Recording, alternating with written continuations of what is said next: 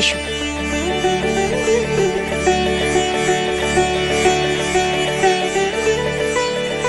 দেখি তোমার ননদ শায়রি শায়রি, হ্যাঁ কি বলছে কি বলছে? দেখি তোমার বোন ইল ইল তোমার বোন তোমার সম্পর্কে এখন যা হয় সে তোমার ভালো চায় না। বুঝতে পারছো কি বলছি আমি? সে তোমার ভালো চায় না, একদম ভালো চায় না।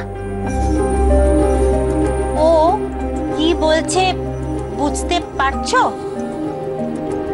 ছোটমণি তুমি ওকে ভালো করে বুঝিয়ে বলে দাও। ও যদি ঝিলের রান্না করা খাবার ভাত কাপড়ের অনুষ্ঠানে মুখে দেয় তাহলে কিন্তু ফুলশয্যার রাতে আমি খেলা দেখাবো। ভাইয়াকে আমি ফুলশয্যার ঘরে পাঠাবো না।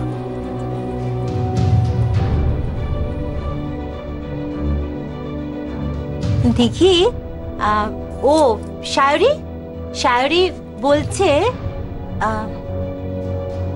ঝিল ইল ইল ইল, হ্যাঁ হ্যাঁ ওর ওর রান্না করা খাবার খাবার তুমি যদি খাও খাও তুমি যদি খাও তাহলে ও তোমার তোমার বরকে বরকে হ্যাঁ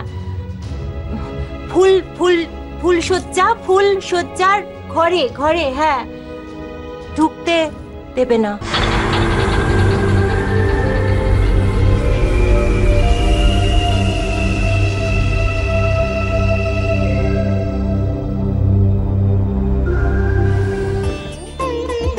ওমা কি এখানে দাঁড়িয়ে আছো কেন তোমরা সবাই?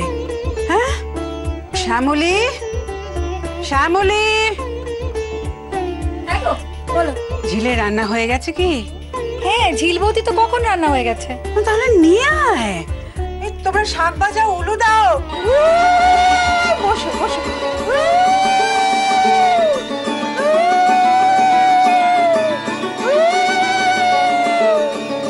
কি মিষ্টি লাগছে দেখতে। আমার রঞ্জুর কপাল খুব ভালো। আসলে আমার সঞ্জুর কপাল আরো ভালো। দুই বোন এসেছে দেখো, একজন লক্ষ্মী একজন সরস্বতী। সে কথা বললে হবে না মা জননী, আমাদের ঝিল বৌদি সবচেয়ে ভালো। সন্দা প্লিজ চুপ করো। দেখি দেখি আমাদের খুব লক্ষ্মী, খুব ভালো। You are the best. তুমি তোমার বোনের থেকেও ভালো।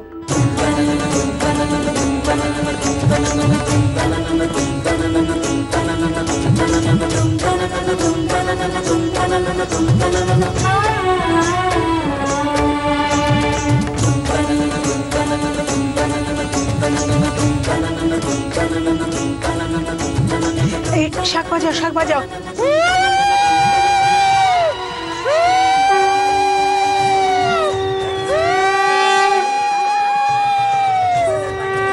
রঞ্জু কোথায়? আর রঞ্জু আসছে দিদি।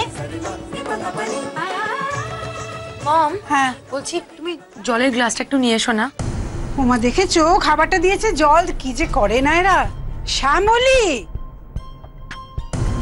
দেখি বলছি যে তোমার বর হ্যাঁ বর ভাত কাপড় দিতে আসবে না।